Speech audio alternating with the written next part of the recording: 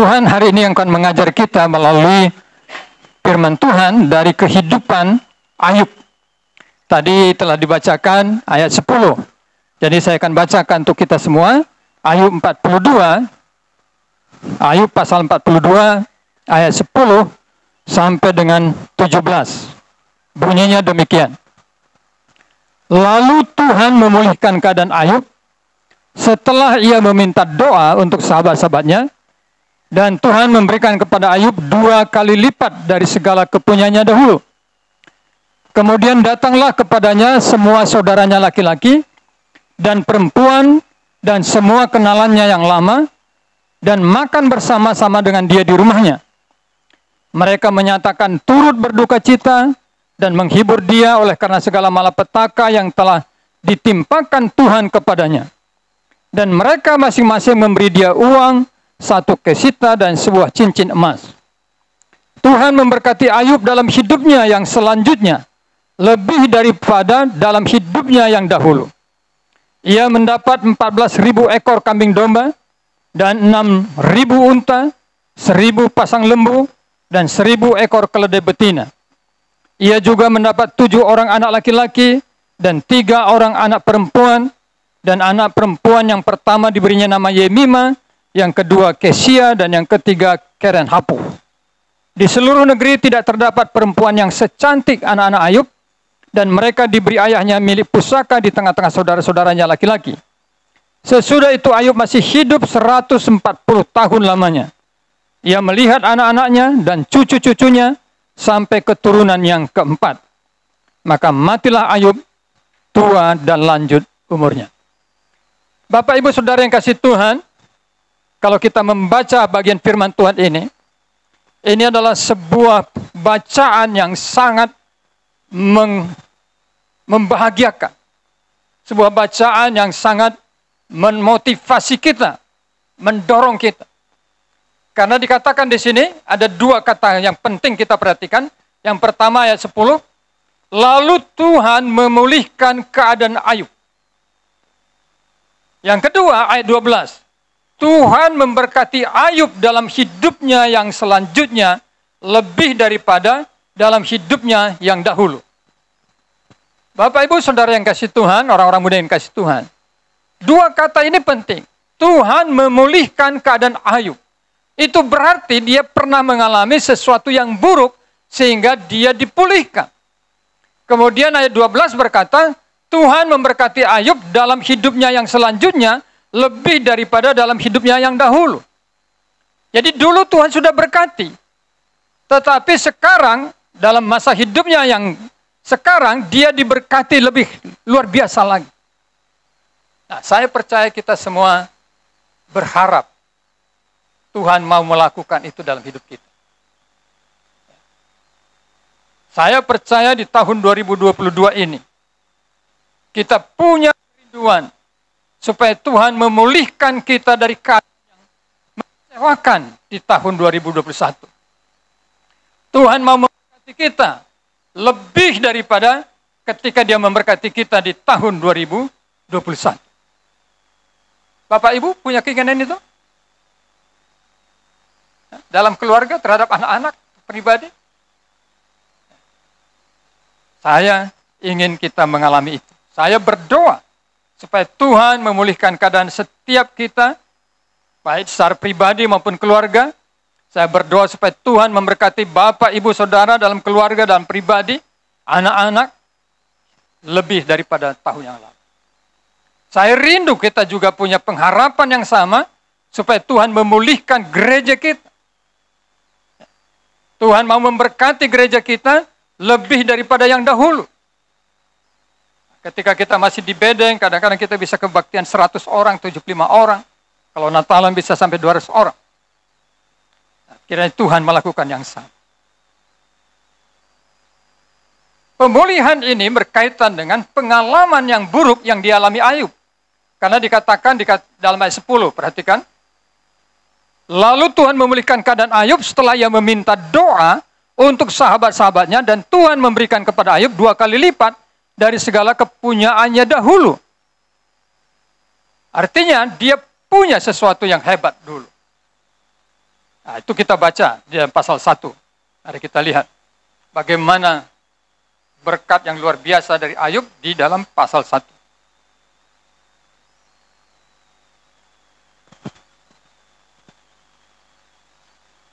Saya dapat hadiah. Natal itu Alkitab baru diberikan sama Ibu Gembala. Jadi masih susah bukanya. Nah, perhatikan Bapak Ibu, di dalam ayat 1 dikatakan sini, pasal 1 ayat 1. Ada seorang laki-laki di tanah Uz bernama Ayub. Orang itu saleh dan jujur. Ia takut akan Allah dan menjauhi kejahatan. Ia mendapat 7 anak laki-laki dan 3 anak perempuan. Jadi dia saleh, beribadah kepada Tuhan. Ya. Kemudian dia adalah seorang yang diberkati, punya anak 7 laki-laki, 3 anak perempuan.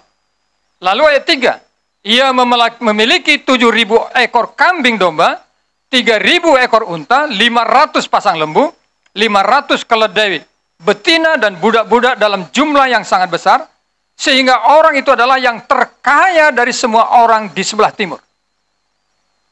Jadi dia adalah orang yang paling kaya di wilayah timur. Konglomerat.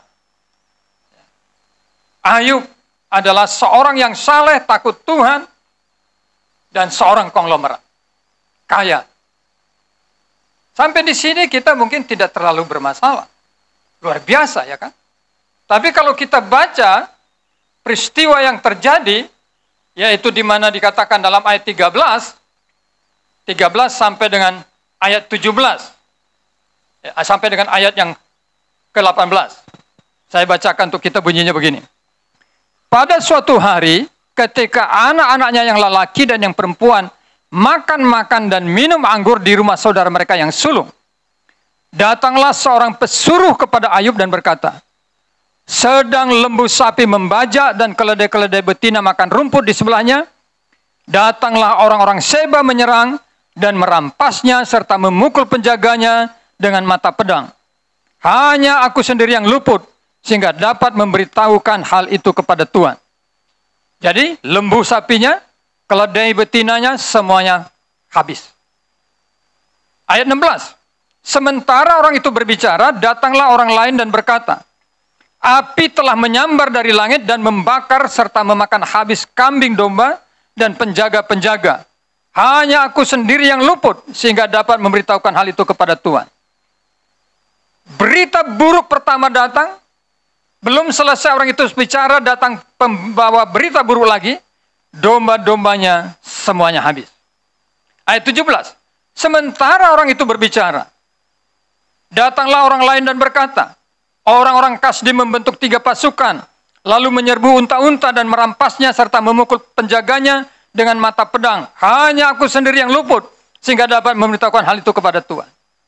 Pemberita kabar buruk yang ketiga datang.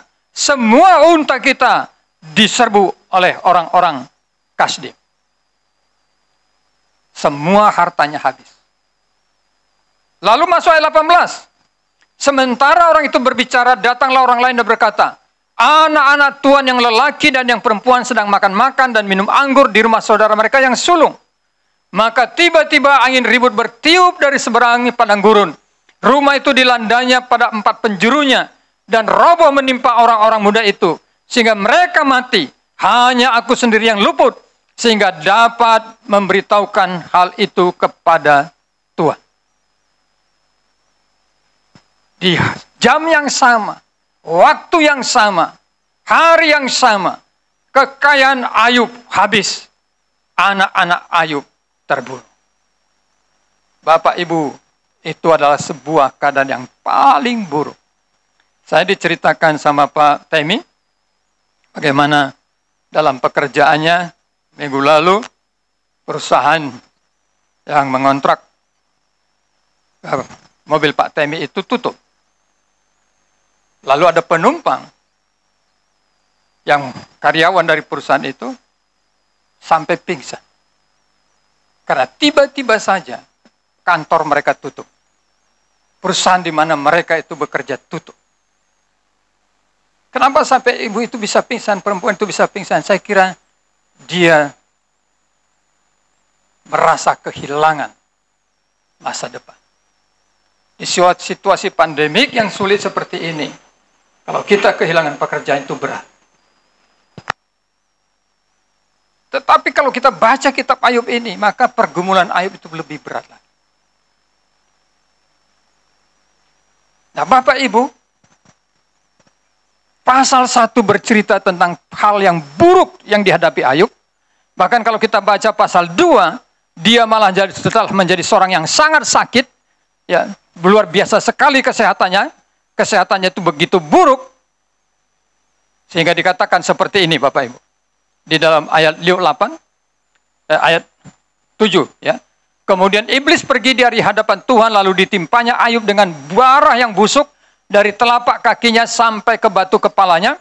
Lalu Ayub mengambil sekeping beling untuk menggaruk-garuk badannya sambil duduk di tengah-tengah abu. Jadi badannya itu semua meleleh. Kenapa dia harus duduk di tengah-tengah abu? Karena bernanah, saudara-saudara. Nanahnya itu menetes, jadi kalau sampai dikasih kain itu basah. Jadi ditaruh di abu, supaya abu itu menyerap darahnya itu. Jadi mengerikan sekali. Jatuh miskin, sekarang sakit parah. Tidak mungkin bisa hidup lagi. Kira-kira begitu. Tetapi waktu kita baca, ya, pasal 42, beritanya luar biasa. Tuhan memulihkan keadaan Ayub. Itu berita pertama. Jadi keadaannya yang buruk itu sekarang dipulihkan dipulihkan Tuhan. Ayub yang kehilangan anak-anaknya, kehilangan hartanya, Tuhan pulihkan dengan memberikan 2 kali lipat kekayaannya dan juga memberikan anak-anak yang baru, bahkan umurnya begitu panjang sampai dia melihat anak-anak daripada anak-anaknya generasi yang keempat. Saudara-saudari, itu artinya apa? Dia melihat buyutnya. Saya generasi pertama, Yosi generasi kedua, Albi generasi ketiga. Cucu saya. Tapi generasi keempat, anak daripada Albi. Kalau bayangkan saudara, saya sekarang umur 64. Albi masih umur 4 tahun. Kalau saya bisa lihat anaknya, itu perlu berapa tahun lagi tuh? Perlu berapa tahun lagi? 30, ya paling tidak ya 25 tahun lah ya, umur 29 dia nikah punya anak. 29 tahun lagi. Itu artinya umur saya 93. Wah. Kalau nggak sehat saya nggak mau. Ya, kita bersyukur ada 3 oma di sini, umurnya panjang, ya, tapi sehat. Abang saya umurnya 82, masih bisa jalan kaki, tidak pakai kacamata. Masih bisa geser-geser tabung gas yang isi 12 kilo. Berarti tabungnya itu 15 kilo, isi gasnya 12 kilo, 27. Kemarin saya bantuin dia tutup warungnya itu. Saya kecapean. Tapi abang saya yang umur 82 itu masih bisa ngangkat. Kalau sehat seperti itu tidak apa. Nah, ini luar biasa. Ya. Kehilangan begitu hebat. Sakit yang parah. Tapi pasal 42 tadi kita membaca, Tuhan memulihkan dia, Tuhan memberkati dia, sehingga Ayub mendapatkan kekayaan 2 kali lipat daripada yang dahulu dia punya. Bahkan dia kembali punya anak-anak yang luar biasa. 3 anak perempuan yang dikatakan sangat cantik. Tidak ada perempuan lain yang bisa menyamai kecantikannya. Apa yang kita bisa pelajari di sini? Bagi Allah tidak ada yang mustahil dalam memulihkan keadaan orang. Seburuk apapun keadaan yang kita alami, separah apapun situasi yang kita alami, seberat apapun penyakit yang menderita, yang kita derita, firman Tuhan ini berkata, kalau Tuhan bertindak memulihkan, dia memulihkan. Ini alasan mengapa kita harus berharap kepada Tuhan. Kita harus bersandar kepada Tuhan. Kita harus bergantung kepada Tuhan. Karena bagi Tuhan tidak ada yang mustahil. Kalau kita hubungkan kepada Tuhan Yesus Kristus, Bunda Maria bertanya, bagaimana itu bisa terjadi sedangkan aku sendiri belum menikah? Karena malaikat berkata kepada Maria, berbahagialah engkau hai Maria, karena engkau mendapat kasih karunia Tuhan, maka engkau akan mengandung dan melahirkan seorang anak laki-laki, yaitu Yesus yang menjadi juru selamat bagi dunia. Maria bertanya, bagaimana itu bisa terjadi? Saya belum menikah, saya belum ada hubungan dengan laki-laki. Malaikat berkata, tidak ada yang mustahil. Bagi Allah tidak ada yang mustahil. Jadi mari yakini, pegang dulu kebenaran ini. Bagi Allah tidak mustahil untuk memulihkan keadaan kita. Bagi Allah tidak ada yang mustahil untuk memberkati kita lebih daripada sebelumnya. Amin. Nah, kalau Bapak Ibu sudah yakin seperti itu, mari kita lihat apa yang menggerakkan Tuhan sehingga memulihkan keadaan Ayub itu. Apa yang menggerakkan Tuhan sehingga Ayub diberkati 2 kali lipat. Yang pertama mari kita lihat. Pasal 1. Pasal 1. Kita baca bersama-sama dalam pasal 1. Ayat 21. Ayat 20-21. Ya, saya bacakan. Maka berdirilah Ayub, lalu mengoyak jubahnya dan mencukur kepalanya. Kemudian sujudlah ia dan menyembah. Katanya, dengan telanjang aku keluar dari kandungan ibuku. Dengan telanjang juga aku akan kembali ke dalamnya. Tuhan yang memberi, Tuhan yang mengambil. Terpujilah nama Tuhan. Dalam kesemuanya itu, Ayub tidak berbuat dosa dan tidak menuduh Allah berbuat yang kurang patut. Ini sebuah sikap mental seorang yang sangat mempercayai Tuhan. Firman Tuhan ini berkata ketika Ayub mendengar bahwa semua keledainya sudah dirampas orang. Kambing dombanya sudah habis. Onta-ontanya habis. Bahkan ke anak-anaknya yang baik laki-laki maupun perempuan. Semuanya habis kena bencana alam. Dia bersujud. Dia menangis. Dia meratap. Dia sedih Bapak Ibu. Karena dikatakan dalam ayat 20. Berdirilah Ayub lalu mengoyak jubahnya. Mencukur kepalanya. Kemudian sujudlah ia dan menyembah. Ekspresi dari orang-orang zaman dulu. Kalau berduka itu dia mengoyakkan bajunya. Mencukur ke rambutnya. Botak sebagai rasa duka yang mendalam. Tapi dalam kedukaannya itu. Dalam kesedihannya itu. Firman Tuhan ini berkata. Ayub punya sikap mental seorang yang percaya. Dia tidak menuduh Tuhan jahat. Dia tidak berkata jahat tentang Tuhan. Dia berkata, Tuhan yang memberi, Tuhan yang mengambil. Terpujilah nama Tuhan. Bapak Ibu jangan salah paham. Di sini Ayub tidak menari-nari lalu berkata, oh puji Tuhan anakku mati. Tidak. Dia nangis. Dia nangis. Jadi kalau ada keluarga kita menangis. Itu manusiawi. Itu tidak dilarang Tuhan. Ketika Lazarus mati, Yesus pun menangis. Karena melihat Marta dan Maria begitu sedih atas kematian Lazarus. Tapi di dalam kesedihannya itu, dalam kekecewaannya itu, dia tetap memiliki mental seorang yang percaya. Bahwa apa yang terjadi adalah sesuatu yang ada di dalam kedaulatan Tuhan. Karena itu dia tidak menuduh Tuhan jahat. Dia tidak berkata jahat kepada Tuhan. Apa yang terjadi dalam hidup saudara? Saudara merasa tidak adil? Tuhan tidak adil? Karena saudara tidak sama dengan orang lain? Orang itu sepertinya lebih diberkati, lebih sukses. Padahal saudara sudah orang berdoa, sudah rajin baca Alkitab. Lalu mulai saudara berpikir Tuhan tidak adil? Jangan. Tiap orang punya jalan hidup sendiri. Kita tidak perlu cemburu kepada orang lain atas keberhasilannya. Kita juga tidak perlu sombong atas keberhasilan kita dan kegagalan orang lain. Tetapi kalau kita umpamanya sekarang berada dalam keadaan terpuruk, kehilangan pekerjaan, jangan menuduh Tuhan jahat. Jangan menuduh Tuhan kurang baik.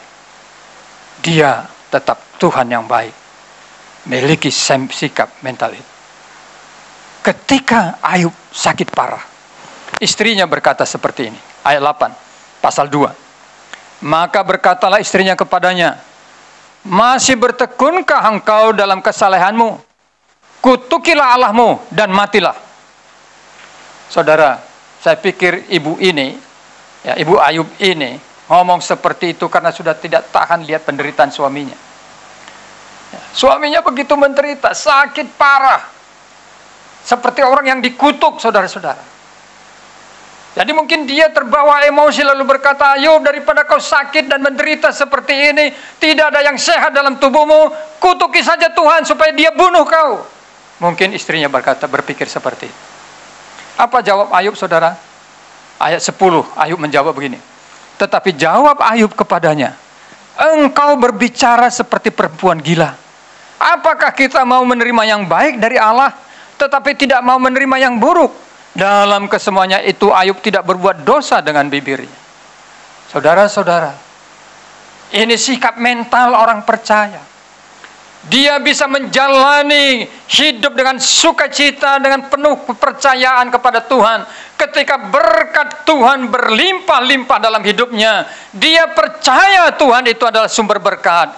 Tetapi ketika dia mengalami pergumulan, ketika berkat itu hilang, dia tetap mempercayai bahwa Tuhan juga berkehendak di dalam berkat yang telah hilang itu.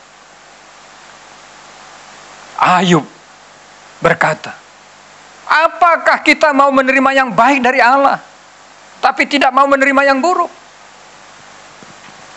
Bapak Ibu, Alkitab mengatakan Allah selalu punya rencana yang baik dalam hidup kita. Tetapi ada iblis yang menggocok, ada iblis yang selalu memprovokasi supaya Ayub ini menderita. Ayub kehilangan hartanya bukan karena Tuhan, tapi karena iblis. Ayub kehilangan kesehatannya bukan juga karena kehendak Tuhan, tapi karena kehendak iblis. Dan iblis bisa berbuat seperti itu karena iblis menuduh di hadapan Allah bahwa Ayub beribadah dan takut Tuhan karena Tuhan memberkati dia. Jadi dia berkata kepada Allah, itu kita bisa baca dalam pasal 1 ayat 6-8. Kalau Tuhan mengambil berkat-berkat Ayub, Ayub tidak akan beribadah kepada Tuhan, Ayub akan murtad dari Tuhan, Ayub akan mengutuki Tuhan. Saudara, tidak bisa membuktikan kecuali apa? Lakukan. Dan ketika itu terjadi, Ayub terbukti tetap orang yang punya mental orang percaya. Dia berkata, Tuhan yang memberi, Tuhan yang mengambil, terpujilah nama Tuhan. Dia berkata, mengapa kita hanya mencari yang baik dari Tuhan, lalu kita tidak mau terima ketika terjadi yang buruk? Yang berikut, saudara, kita lihat di dalam pasal 42. Kita lihat dalam pasal 42. Firman Tuhan berkata seperti ini.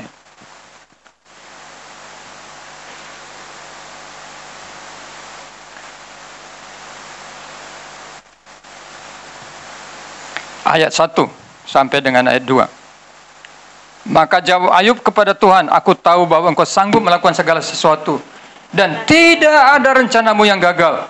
Firmanmu, siapakah dia yang menyelubungi keputusan tanpa pengetahuan? Itulah sebabnya tanpa pengertian aku telah bercerita tentang hal-hal yang sangat ajaib bagiku dan yang tidak kutahui. Firmanmu dengarlah, maka akulah yang akan berfirman. Aku akan menanyai engkau supaya engkau memberitahu aku.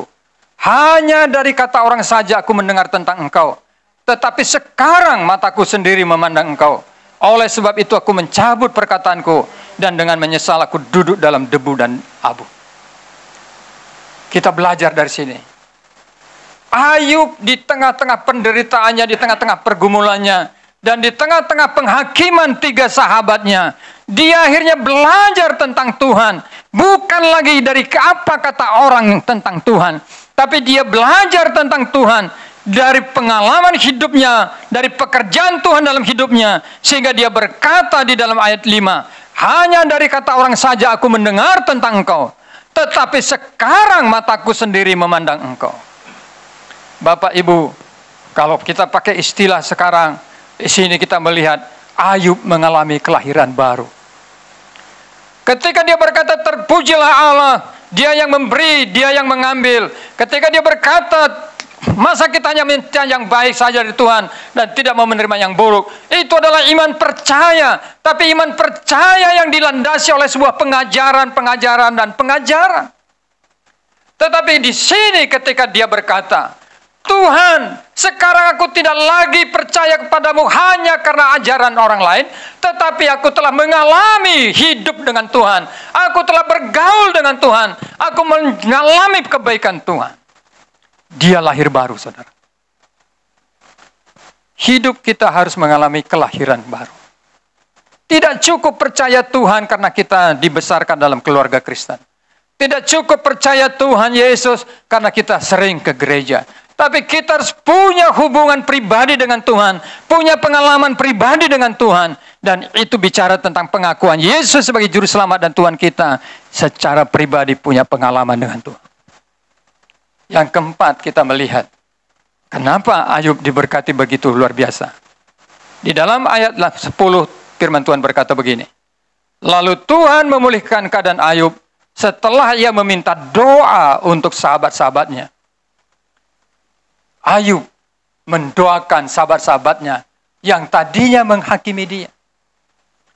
3 sahabatnya menuduh Ayub telah jahat kepada Tuhan. Ayub membela diri dan berkata, aku tidak jahat kepada Tuhan. Kalau keadaanku sekarang jatuh miskin, sekarang saya sakit parah, itu saya tidak mengerti. Tapi saya tidak berbuat dosa pada Tuhan.